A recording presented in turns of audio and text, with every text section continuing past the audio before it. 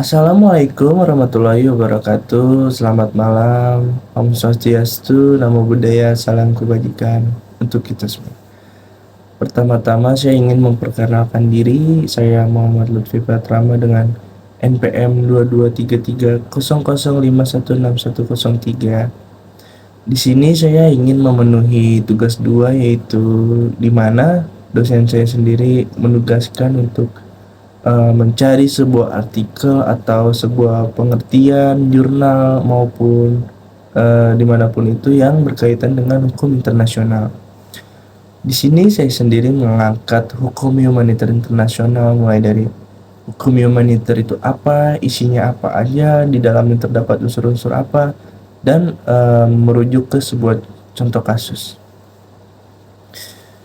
Dosen yang saya hormati Bapak Ogian Davis Juanda, SH, LLM, CLA, CPA, RB, CML, CME, CME, CMLC, selaku dosen mata kuliah hukum internasional. Oke, baik, mari kita langsung masuk ke materinya. Pertama-tama saya akan menjelaskan apa itu hukum humaniter internasional. Hukum humaniter internasional atau International Humanitarian Law adalah istilah baru dari hukum perang, law of war. Hukum ini adalah salah satu cabang dari hukum internasional publik yang membatasi penggunaan kekerasan dalam sengketa ataupun permusuhan bersenjata, atau istilahnya hostilities. Stark menyatakan bahwa usaha mengatur tentang perang dalam law of war terdesak oleh suatu usaha yang lebih penting, yaitu untuk melindungi orang atau penduduk sipil, terutama perempuan dan anak-anak dari kekejaman perang. Pada penyusunan konsepsi-konsepsi berikutnya, azas perikemanusiaan mempunyai pengaruh yang sangat besar. Hal ini tergambar dalam hukum humaniter internasional atau International Humanitarian Law. Secara eksplisit, digambarkan bahwa arti dari hukum humaniter internasional adalah perangkat ketentuan-ketentuan internasional yang melindungi para korban pertikaian bersenjata dan mencegah konflik bersenjata itu sendiri, agar tidak menggunakan cara dan metode perang yang membabi buta.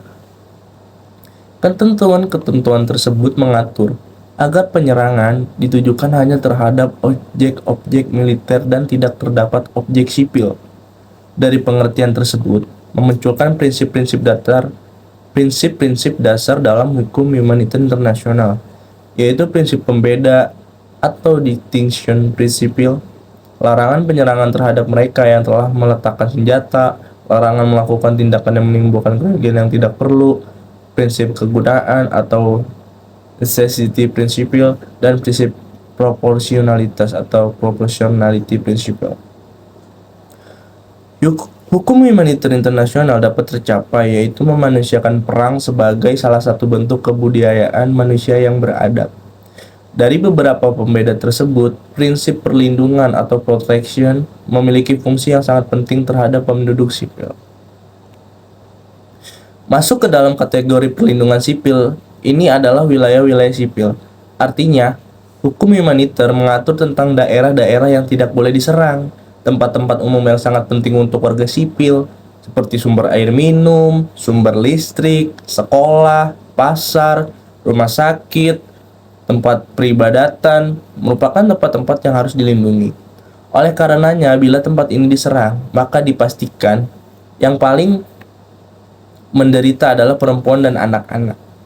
Perlindungan terhadap penduduk sipil ini diatur secara rinci dalam Konvensi Genoa 4 atau Geneva Convention, yang dikenal dengan perlindungan umum karena mengatur perlindungan terhadap penduduk sipil secara menyeluruh atau General Principle, dan dalam protokol tambahan 1977 khususnya dalam bagian 4. Dalam bagian ini diatur perlindungan umum, bantuan terhadap penduduk sipil, dan perlakuan terhadap penduduk sipil yang berada dalam kekuasaan pihak yang bersengketa.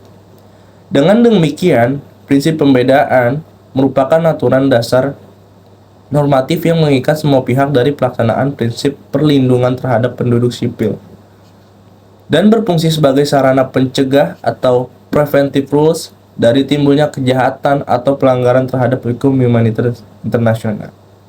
Oke, baik, kita langsung masuk ke sebuah contoh kasus. Pertama-tama, saya ingin menerangkan bahwa perang adalah salah satu hal yang amat ditakuti oleh setiap orang, karena dampak yang ditimbulkannya bukan saja kerugian secara jasmani, melainkan juga kerugian secara rohani. Para korban perang bukan hanya dari kalangan militer atau tentara, tetapi juga masyarakat sipil, termasuk diantaranya kaum perempuan dan anak-anak, yang pada umumnya berada di luar lingkaran konflik.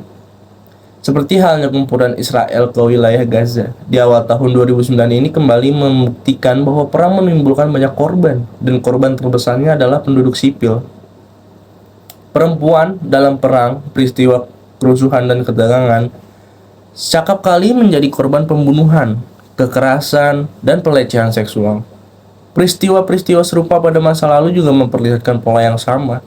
Tindakan kekerasan terhadap perempuan merupakan sebuah strategi peperangan, bahkan dijadikan semacam pesiwar terhadap pihak lawan.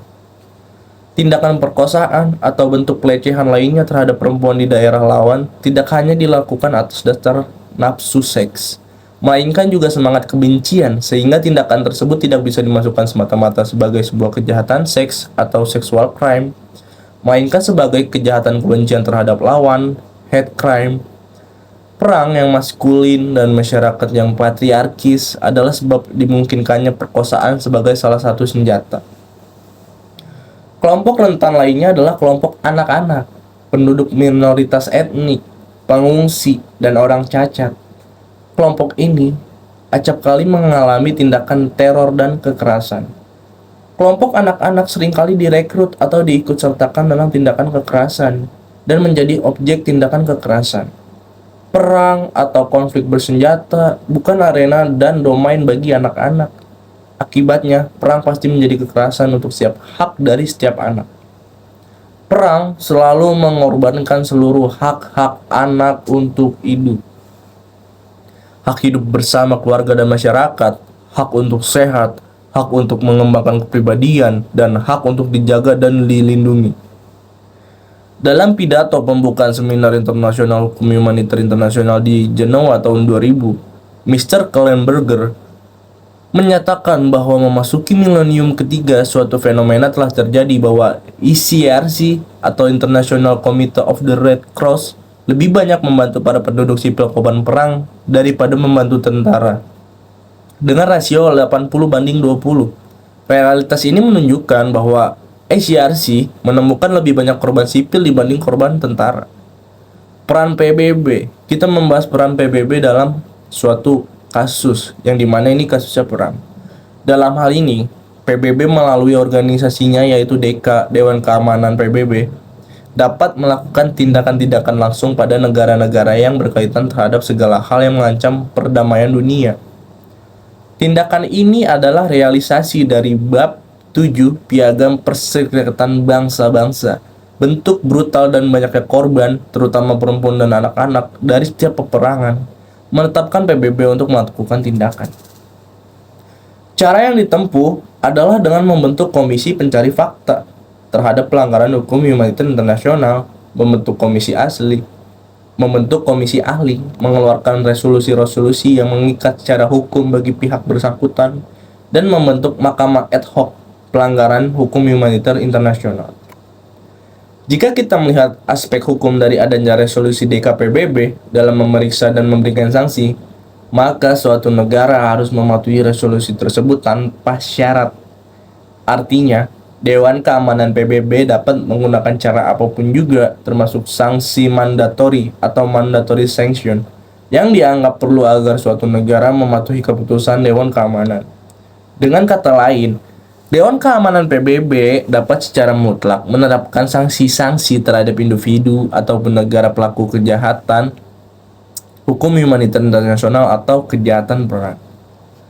Individu pelaku kejahatan terhadap hukum humaniter internasional dan kejahatan perang bisa dihukum melalui mekanisme peradilan yang dibentuk oleh Dewan Keamanan PBB.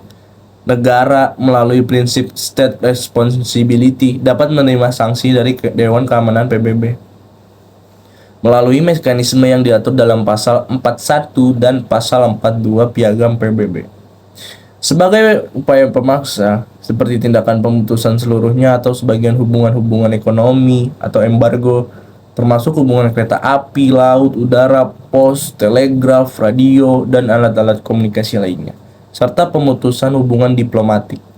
Pasal 42 menentukan jika ketentuan dalam pasal 41 tidak mencukupi dan tidak dapat dilaksanakan, maka Dewan Keamanan PBB bisa mengambil tindakan dengan mempergunakan angkatan udara, laut, darat yang mungkin diperlukan untuk memulihkan perdamaian serta keamanan internasional.